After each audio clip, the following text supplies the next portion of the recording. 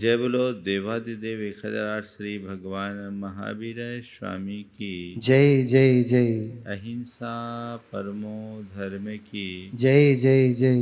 परम पूज आचार्य गुरुवर श्री विद्यासागर जी महाराज की जय जय जय जय। बोलिए गुणायतन प्रणेता शंका समाधान व भावना योग प्रवर्तक पूज्य मुनिवर श्री प्रमाण सागर जी महाराज की जय जय जय। मुनिवर श्री अरहय सागर जी महाराज की जय जय जय। जब आप यात्रा पर होते हैं, रास्ते में भांति भांति के साइन बोर्ड लगे होते हैं। उन साइन बोर्ड में जिस तरीके का निर्देश होता है, आप उसका अनुकरण करते हैं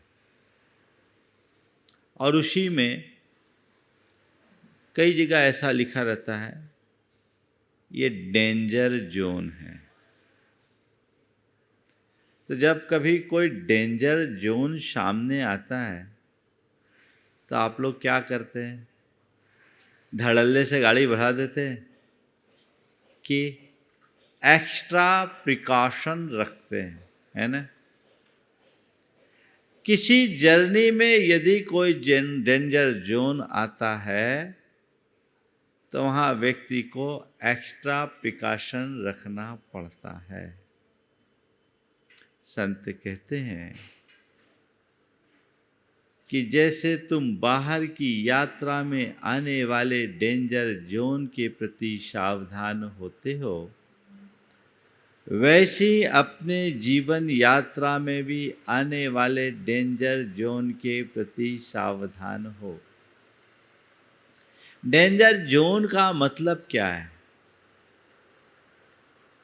जहां खतरा हो उसका नाम डेंजर जोन है ना? तो जहां खतरा हो वो डेंजर जोन। तो मैं आप सबसे कहता हूं, आप तन के खतरे को भांपते हो और अपने आप को बचा लेते हो। जिस दिन आप अपनी आत्मा के खतरे को भांपोगे, उसी क्षण आप अपने आप को बचा लोगे। आपको पता है कि भीतर का कौन कौन सा डेंजर जोन है जो हमारे जीवन को अंदर से असुरक्षित करता है, हमारी चेतना को कुंठित करता है। वो कौन कौन सा है? एक लंबे अंतराल के उपरांत आज पुनः आप सबसे रूबरू हुआ हूँ और मैं चाहता हूँ कि इस डेंजर जोन में आना आपकी मजबूरी है, पर आपकी यात्रा सलामत रहे। 4 डेंजर जोन हैं जिससे हर मनुष्य को गुजरना ही पड़ता है। कोई चाहे उससे बच नहीं सकता, कोई बाईपास नहीं है कि इस जोन में मेरी गाड़ी जाए ही नहीं। अब उस जोन में तुम्हारी गाड़ी जाएगी, वह तुम्हारी मजबूरी है। तो मैं आपको वो आर्ट बताता हूँ, वो तरीका बताना चाहता हूँ जिसमें उस जोन में गाड़ी को आप सफलतापूर्वक पार कर लो और अपने गंतव्य तक पहुँच जाओ। आप भी तो यही चाहते हो, है ना?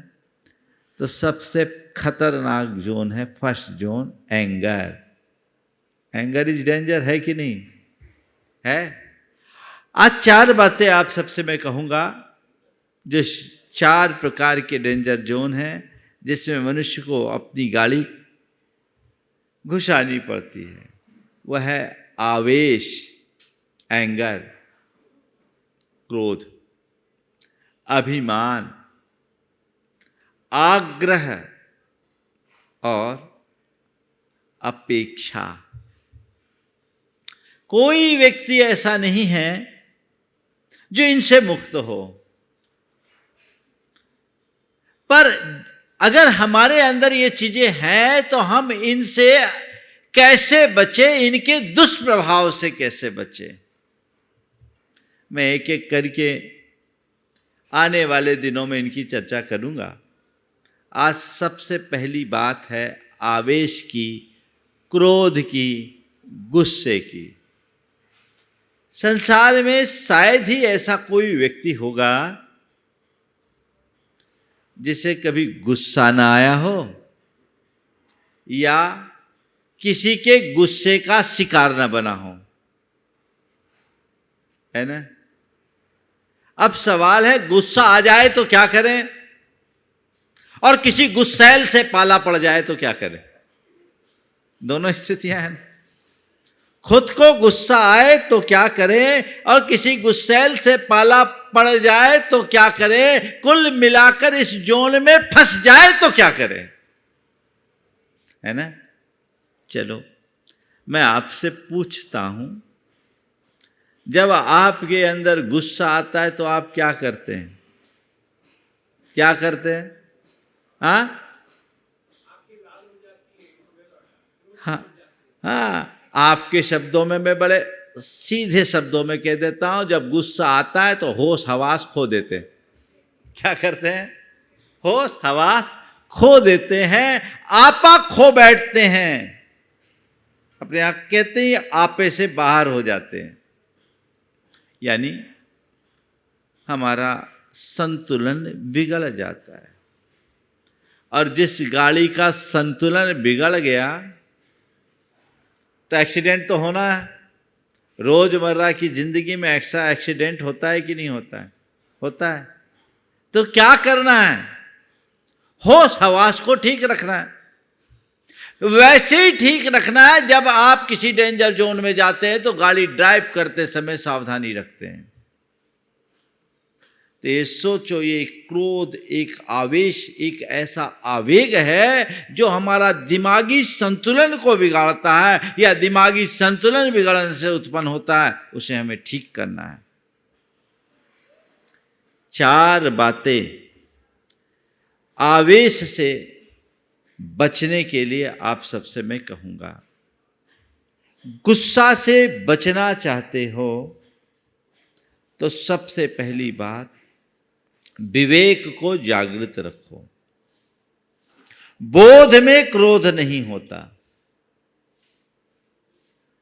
अच्छे से अच्छा गुस्सैल से गुस्सैल व्यक्ति क्यों ना हो, हर जगह क्रोध नहीं होता। आपने कभी अनुभव भी किया होगा, अनुभव क्या, रोज ही करते हैं। आप लोग जितने बिजनेसमैन हो, अलग अलग प्रकार के ग्राहकों से पाला पड़ता है। कई कई ग्राहक आपके ऐसे भी होते होंगे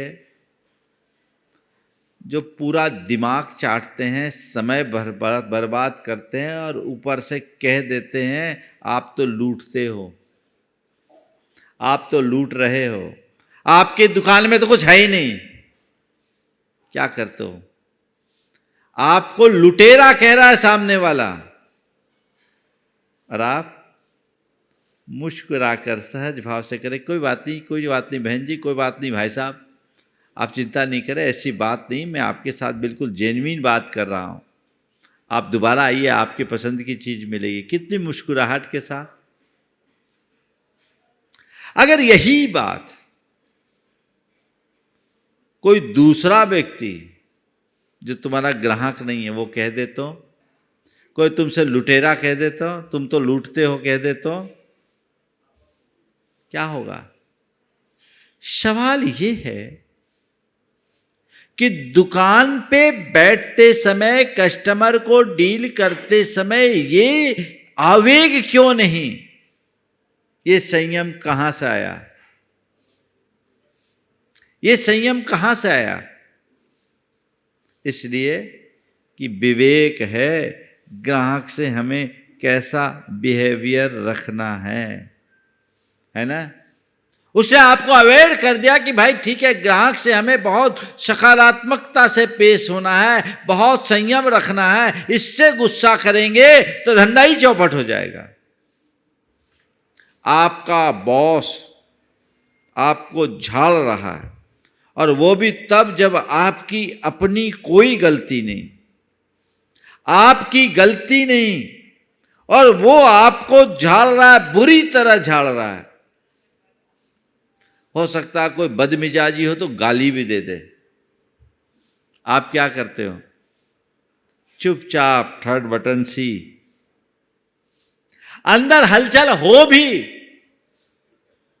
तो चुपचाप, भैया यहां बोलना ठीक नहीं है ना? आप उस जगह गुस्सा नहीं करते।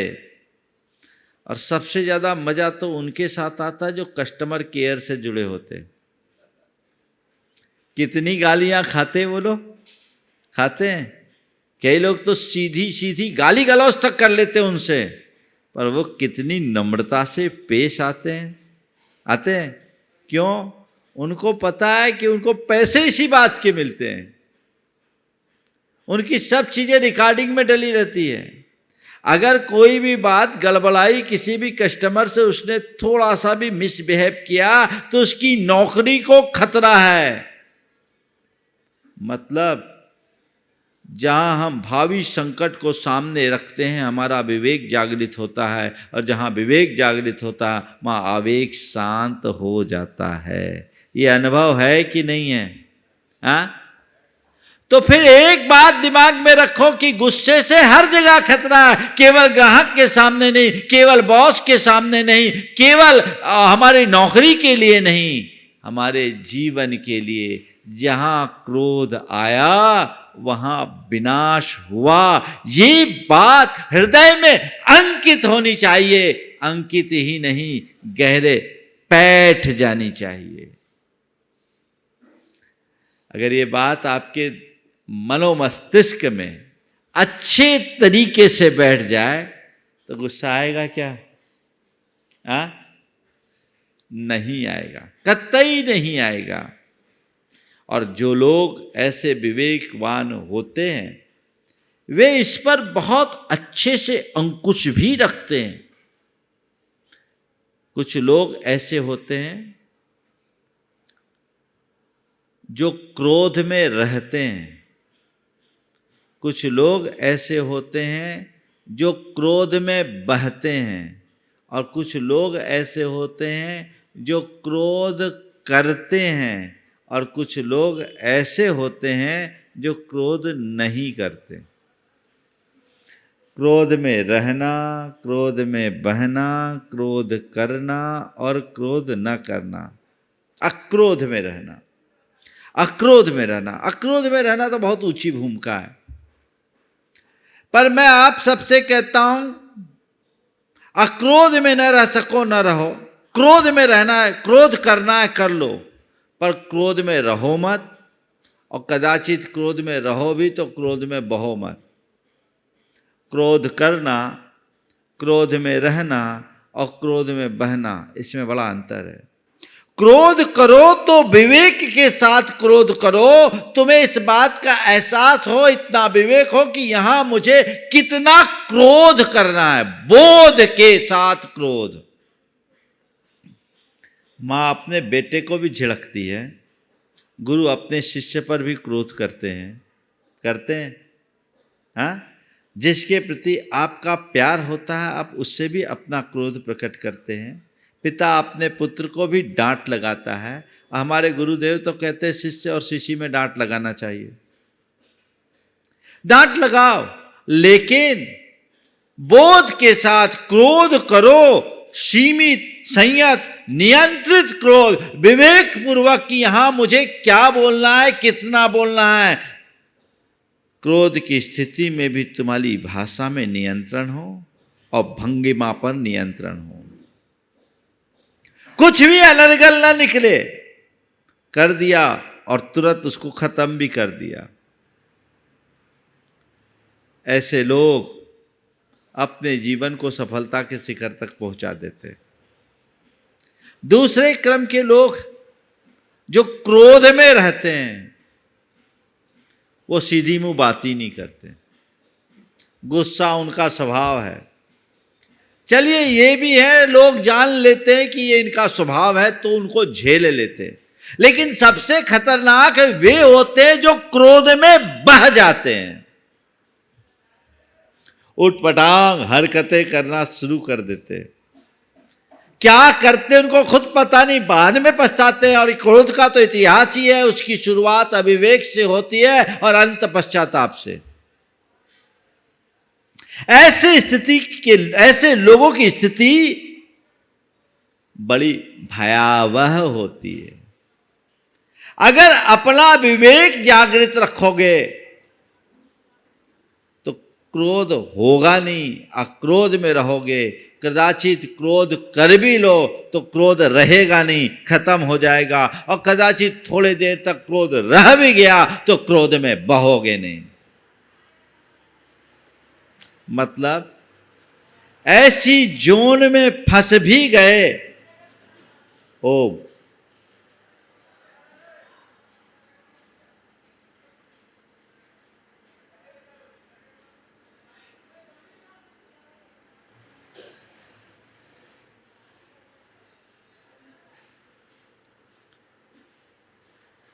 ऐसे जोन में फंस भी गए तो हम पर उसका दुष्प्रभाव कम से कम पड़े, यही प्रयास करना चाहिए ना। कई बार लोगों का भयंकर एक्सीडेंट होता है पर बाल बाल बच जाते हैं, भगवान को धन्यवाद देते हैं, भगवान पूरी गाड़ी चूर हो गई लेकिन हम बच गए, है ना। चाहे जैसे सरकमस्टांसेस हो जाए, तुम्हारे संबंध सुरक्षित रहे, इसका मतलब इस डेंजर जोन में जाने के बाद भी संबंध अच्छे हैं, यानी उसका कोई असर नहीं है। वह क्रोध बहुत भयानक होता है जो हमारे संबंधों को बिगाड़ देता है, जो हमारी शांति को खंडित कर देता है। सब चला जाए, संबंध सुरक्षित होना चाहिए और शांति खंडित नहीं होनी चाहिए। यदि ये स्थिति तुम्हारी बन गई, तुम समझ लेना हमने अपने जीवन में परम सफलता को प्राप्त कर लिया। दूसरी बात, क्रोध से बचना है तो थोड़ा समग्रता से चिंतन करना शुरू करो। समग्रता से चिंतन करने का मतलब, अपने अनुभव को देखो। हमें गुस्सा अक्सर कब आता है? जब हम जो चाहते हैं वो नहीं होता है, सामने वाला हमसे कोई कमिटमेंट करता है उसको पूरा नहीं करता, है ना। हम जो चाहते वो नहीं होता, या हमारे इच्छा के विरुद्ध होता है, सामने वाला जो हमसे कमिटमेंट किया वो नहीं करता, अथवा कोई हमारे लिए दुर्वचन बोल देता है, कोई हमारे साथ दुर्व्यवहार कर देता है, हमें गुस्सा आता है ना। एक बात सोचने की केवल ये है, हम जो चाहे वो नहीं हुआ, माना, पर दुनिया में ऐसे कितने लोग हैं जो चाहते हैं सो होता ही है, ये भी तो देखो। कई बार ऐसा होता है कि हम चाहते वो नहीं होता, पर वो नहीं होना भी हमारे अच्छे के लिए होता है। अगर हम उसके दूसरे पहलू को देखें तो सीन ही बदल जाए। औरों के साथ भी कई बार ऐसा हम लोग कर देते हैं कि हम उनसे जो अपेक्षा रखते हैं उससे उल्टा होता है, मन क्षुब्ध हो जाता है। हम सामने वाले पर आरोप लगा देते हैं इसने ये काम नहीं किया, गुस्सा आ गया। भैया, नहीं किया या नहीं कर सका, दो उदाहरण आपको दे रहा हूं। आपका कोई मित्र है, वो मुंबई रहता है। जब वो आपके घर आया, आपसे मिला, आपकी बड़ी प्रगाढ़ता हुई, आपने उससे बहुत आत्मीयतापूर्ण संबंध बना लिए, अक्सर आपकी बातचीत होती। जाते समय उसने कहा था कि कभी मुंबई आओ तो मुझसे ज़रूर मिलना, मेरे ही घर ठहरना, मैं खुद तुम्हें रिसीव करने आऊँगा, मुझे बहुत खुशी होगी। एक लंबे अंतराल के बाद आपका मुंबई जाने का कोई प्रसंग बना, आपने सामने वाले को सूचित किया, उसने आपका तहे दिल से स्वागत किया, बोला कोई चिंता नहीं, आप आओ, मुझे बहुत खुशी है कि आप आ रहे हो और मैं खुद रिसीव करने आऊँगा। मुंबई पहुँचने के 15 मिनट पहले तक वो आपसे बात कर रहा है, लेकिन जब आप स्टेशन पर पहुँचे, वहाँ सामने वाला नदारत, क्या प्रतिक्रिया होगी? और उस पर आपने उसे फोन किया, नो रिस्पॉन्स। एक बार, 2 बार, 3 बार नो रिस्पॉन्स। अब क्या होगा? बड़ा धूर्त आदमी है, बड़ा मक्कार आदमी, बोल करके चला गया। गालियां दोगे कि नहीं? गुस्सा आएगा कि नहीं? आएगा ना। कैसा आदमी है, बोल करके बात को पलट दिया। अरे हम कोई कमजोर है क्या? अब तो उसके घर में हम जाएंगे भी नहीं, उससे बात भी नहीं करेंगे, हम तो सीधे टैक्सी लेके होटल जाते हैं। ठीक है। आग लग गई सामने वाले के प्रति घोर क्रोध और नफरत। क्रोध में तो नफरत ही होता है। और आप टैक्सी स्टैंड पर पहुंचे, टैक्सी पर बैठने ही वाले हैं कि तभी देखते हैं सामने से आपका मित्र आ रहा है। पीछे एक बड़ा नर्सिंग होम है, बड़ा हॉस्पिटल है, वहाँ उसकी कार रुकती है और उस कार से वो अपने पिताजी को बदहवास सी हालत में लेकर के निकल रहा है। अब क्या करोगे? अरे भाई जरूर इसके साथ कुछ गड़बड़ हो गया, मैं तो कुछ और सोच रहा था। ठहरो ठहरो, देखता हूं इसको क्या पोजीशन, लगता है इसके पिताजी की तबीयत खराब है। वो आपको देख भी नहीं पाया। अब आप रुकोगे कि नहीं रुकोगे? रुकोगे। अब आप रुक गए। आधा घंटे बाद वो उसने कॉल किया, भाई कहाँ हूँ? बस मैं यहीं खड़ा हूँ, बाहर आया। भैया माफ़ करना, तुम्हें आज बहुत तकलीफ हुई होगी। मैं तुम्हें लेने के लिए गाड़ी निकाला ही था कि पता लगा पापा के सीने में बहुत ज़ोर से दर्द हो रहा है। मैं देखा तो मुझे लगा कि इनको कोई कार्डियक अरेस्ट है। कोई नहीं था, ड्राइवर भी नहीं था, मैं ही उनको लेकर आया, खुद गाड़ी ड्राइव कर रहा था। तुम्हारा फ़ोन भी नहीं उठा पाया, तुम्हें तकलीफ़ ज़रूर होगी। अभी पापा की स्थिति सीरियस है, वो 72 घंटे के ऑब्जर्वेशन में रखे भैया, लेकिन चलो तुम्हें मेरे ही साथ रहना, मेरे घर रहना है। बोला हाँ हाँ मैं रहूँगा, चिंता मत करो, मैं सब संभाल लूँगा, तुम निश्चिंत कर रहो। अब बोलो क्रोध ठंडा हुआ कि नहीं हुआ? हाँ, पहले जो क्रोध हो रहा था और अब सिचुएशन तो सेम है,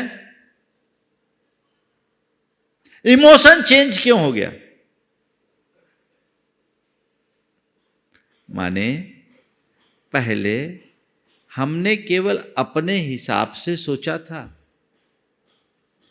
अब हमारे सामने उसकी स्थिति स्पष्ट हो गई। और जब स्थिति स्पष्ट हो गई, क्रोध ठंडा हो गया। मैं आपको एक सूत्र देता हूं, जिस किसी के बिहेवियर को लेकर आपको क्रोध आए, थोड़ा आप उसके स्थान पर खड़े होकर सोचना शुरू करो। वो नहीं आया कि नहीं आ सका, नहीं आने में और नहीं आ पाने में अंतर है कि नहीं? वो नहीं किया, ये आरोप है जो आवेश उत्पन्न करेगा, क्रोध उत्पन्न करेगा। और नहीं कर पाया, चलो कोई बात नहीं, फिर देखेंगे।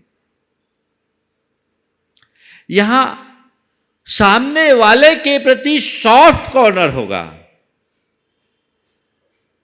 चिंतन को समग्र बनाइए, उसको उस तरीके से देखने की कोशिश कीजिए, तो जीवन में बदलाव आता है। मन का उबाल पल में शांत हो सकता है। थोड़ी सी तो समझ रखनी, इतनी सी समझ रख ले तो जीवन का काया पलट हो जाए। लेकिन इतनी समझ कहाँ है? यहां तो सब फायर के मोड में होते हैं, है ना। सब एकदम लोडेड पिस्टल वाली पोजीशन है, फटाफट फटाफट फटाफट एक साथ, है ना। AK-47 भी शायद कम हो जाए। यही विवेक की जरूरत है। और हमारे मन का हाल बड़ा विचित्र है। मन बड़ा बेईमान है, वो अपनी सोचता है, सामने वाले की सोचता ही नहीं। मान लो प्रचंड गर्मी हो, आप कहीं से पैदल चल रहे हो, थक गए, एक पेड़ के नीचे बैठ गए, पीछे एक घर है, आप बैठे, दरवाजा खुलता है, सामने से एक आदमी आता है, भाई साहब बहुत थके महसूस कर रहे हो, पानी लाऊं क्या? हाँ हाँ बड़ी कृपा होगी, होगा ना। वो अंदर गया है, अब आप क्या सोचोगे? कितना बढ़िया आदमी है, कितना बढ़िया आदमी है, मुझे देखकर पानी ऑफर कर दिया। ठीक, अब वो अंदर चला गया, 15 मिनट बीत गए, अभी तक नहीं आया। अब बोलो क्या होगा? मुंह से गालियां निकलेगी कि नहीं निकलेगी?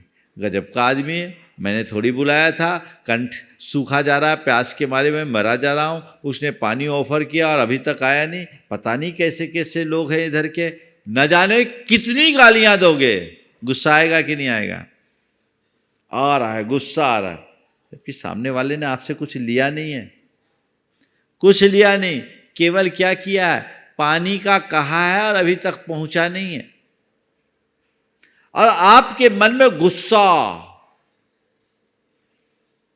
15 मिनट बाद वो आया, हाथ जोड़ा, भाई साहब माफ करना, विलंब के लिए क्षमा प्रार्थी हूं, मैंने सोचा गर्मी ज्यादा है, अकेले पानी से काम नहीं चलेगा, थोड़ी ठंडाई भी बना लूं, तो आपके लिए ठंडाई भी ला रहा हूं।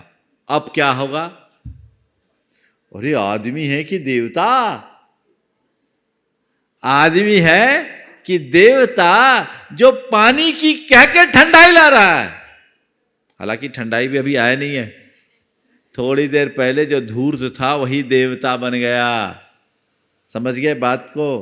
तो क्या करना है, कोई पानी का ऑफर करे और पूरा न कर सके तो समझ लो ठंडाई बना रहा होगा, इतना ही तो सोचना। पेशेंस बहुत जरूरी है। क्रोध मनुष्य को अधीर बनाता है और अधीरता में असहज होता है, नकारात्मक प्रतिक्रियाएं होती हैं। यदि मनुष्य थोड़ा धैर्य रख ले और सकारात्मकता अपने अंदर उत्पन्न कर ले, सोच को सकारात्मक बना ले, तो कभी उसके ऊपर क्रोध हावी नहीं हो सकता, है ना। तो क्या करना है, हमें अपने एटीट्यूड को पॉजिटिव बनाना है, अपनी थिंकिंग को पॉजिटिव बनाना है।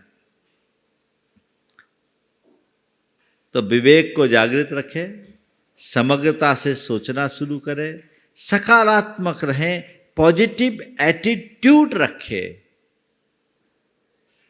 और चौथी जो बड़ी प्रैक्टिकल बात है, जो इन तीनों की पूर्ति करता है, वह है भावना योग। नियमित भावना योग करें और भावना योग के क्रम में इन दो वाक्यों को बार बार दोहराए, मुझे शांत रहना है, मुझे शांत रहना है, मुझे संयम रखना है, मुझे संयम रखना है। पहले बताओ, शांत रहना चाहते हो कि नहीं? संयम रखना चाहते हो कि नहीं चाहते हो? तो अपने सबकॉन्शियस में ये संस्कार डालोगे तब ना होगा। मैंने जब से ये लोगों को प्रयोग बताया, मेरे संपर्क में अनेक लोग हैं जो कभी बिल्कुल प्रचंड क्रोधी थे, अब शांत मूर्ति बन गए, बिल्कुल शांत।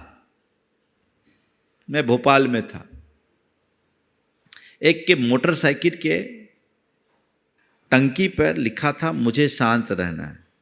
मेरी नज़र पड़ी, संयोग से मैं मंदिर से निकल रहा था और वो बाइक मंदिर पे रुक रहा था, उसकी पत्नी साथ में थी। मैंने देखा, बोले ये क्या है? उसकी धर्मपत्नी ने कहा महाराज आपका चमत्कार। मेरा चमत्कार, मेरे को चमत्कार अमत्कार पर तो विश्वास करता नहीं, क्या मामला है? बोले महाराज जी ये 52 गजा में भावना योग का शिविर अटेंड करके आए थे महाराज, मैंने इनको जबरदस्ती भेजा था क्योंकि बहुत गुस्सा करते थे। अब मुझे आप पर भरोसा था कि आपके शिविर में जाएंगे तो जरूर बदल जाएंगे। महाराज जी ये 52 गजा का शिविर अटेंड करके आए और तब से इन्होंने मुझे शांत रहना है, मुझे शांत रहना, रोज भावना योग पूरा करते हैं। इन्होंने अपने मोबाइल में भी रिंगटोन में मुझे शांत रहना है कर दिया, जैसा आपने बताया था। अपनी मोटरसाइकिल में भी उनने मुझे शांत रहना है कर दिया। घर के दरवाजे पर भी मुझे शांत रहना कर दिया, दुकान में भी मुझे शांत रहना कर दिया। महाराज जी ये दिन भर शांत रहना है, मुझे शांत रहना है, मुझे शांत रहना है, इसको दोहराते हैं।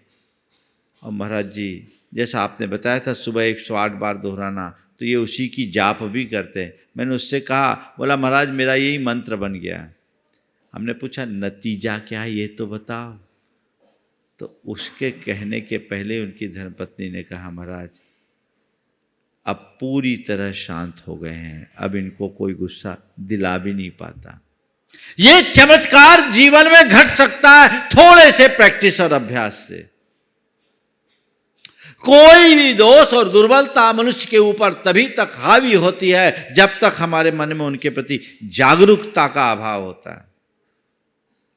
अगर हम जाग जाएं और ठान ले कि इसको हमको किसी भी स्थिति में हावी नहीं होने देना है, नहीं होगा।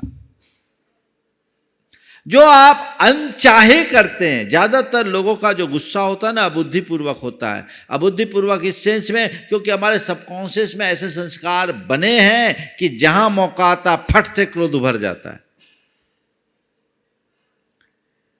लेकिन आपने थोड़ा अभ्यास कर लिया तो वो अबुद्धिपूर्वक होने वाला क्रोध बुद्धिपूर्वक होगा, यानी आपकी समझ के साथ होगा कि मुझे यहां क्रोध करना है, मैं क्रोध कर रहा हूं। अबुद्धिपूर्वक किए गए क्रोध पर नियंत्रण बड़ा मुश्किल है, वो एक बहाव होता है। पर बुद्धिपूर्वक किए गए क्रोध को बहुत सहजता से नियंत्रित किया जा सकता है। तो वो हमारे अंदर जागरूकता हो और धीरे धीरे धीरे धीरे इस क्रोध को भी समाप्त किया जा सकता है। तो जब भी क्रोध अंदर उभरे, अंदर से आवाज आएगी, मुझे शांत रहना है, मुझे संयम रखना है, ये तुम्हें भीतर से अवेयर करेगा। एक घंटी बज गई, करके देखिए 3 महीने में चमत्कार हो जाएगा। फिर जो जीवन का आनंद है वो शब्दों में नहीं कहा जा सकेगा। तो ये है, अगर ऐसे डेंजर जोन में आप फंसे हैं तो अपने आप को सुरक्षित निकालने का एक तरीका। अब थोड़ा सा दूसरा पहलू भी, गुस्सा आए तो क्या करे वो तो मैंने बता दिया। अब गुस्सैल से पाला पड़ जाए तो क्या करे, है ना। अगर सामने वाला गुस्सैल है तो सबसे पहली बात उस व्यक्ति के गुस्सैल स्वभाव को स्वभाव मानकर स्वीकार करो। ये इसका नेचर है। क्या है? ये इसका नेचर है। एक्सेप्ट करो, मान लो है, ठीक है। वो आपे से बाहर है, मैं तो विवेकवान हूं, ठीक है, अभी थोड़ा बकता है, बक लेगा, थोड़ी देर में शांत हो जाएगा। उसको उसका नेचर मान लो। नेचर मानते ही चीजों को नजरअंदाज करना शुरू कर देंगे। एक बार एक बहन जी मेरे पास आई, बहुत दुखी थी, रोने लगी। महाराज जी क्या बताऊं, मुझे लगता है मैं बहुत गलत फंस गई हूं। बोले क्या हो गया? बोले महाराज मेरे पति मुझसे बहुत उल जलूल बोलते हैं, बड़ी गंदी गंदी गालियां देते हैं। बोले पति है, कभी कभार बोल देते हैं। नहीं महाराज जी रोज बोलते हैं और मैं 30 बरस से झेल रही हूं। बोले 30 बरस झेल लिया, थोड़े दिन और झेल लो। नहीं नहीं महाराज जी आप तो उपाय बताओ, कुछ सहा नहीं जाता। मैंने क्या बोले? बहुत गंदी गंदी बोलते, आपसे नहीं कह सकते। मैंने कहा तुम घर से मंदिर आती हो, कभी रास्ते में वो एक पागल घूमता दिखा? हाँ दिखा, कई बार दिखता है। बोले आज भी दिखा था। बोले क्या बोलता है? बोले गंदी गंदी गालियां देता है। तुम्हें कभी गाली दी? बोले हाँ दी। तो तुम्हारे पति भी वैसे नहीं नहीं महाराज वैसे गाली नहीं देते, मेरे पति वैसी गाली नहीं देते। तो मैंने कहा पागल ने तुम्हें गाली दी और तुम चुपचाप सुन के आ गई, उसको लेकर के तो विचलित नहीं हुई, और पति ने कुछ कह दिया और उससे हल्की बात कही तो भी तुम इतने ज्यादा व्यथित क्यों, विचलित क्यों? बोले महाराज वो तो पागल है, वो तो पागल है। और पागल अगर पागल है तो पागल की बात हमें बुरी नहीं लगती क्योंकि वो पागल है। तो मैंने कहा बस इतनी चीज समझ लो, जब तुम्हारा पति गुस्सा करे समझ लो वो पागल है, अभी पगला गया। अस्थाई पागलपन तो है ही क्रोध। क्रोध क्या समझदारी है? क्रोध एक अस्थाई पागलपन है। तो समझ लो जब सामने वाला गुस्सा करे तो ऐसा समझ लो वो पागल है, अभी पगलाया हुआ है, आउट ऑफ कंट्रोल है। यदि आप ऐसी क्षमता अपने अंदर विकसित करते हैं तो आप कितना भी गुस्सैल आदमी हो उसके साथ एडजस्ट हो सकते।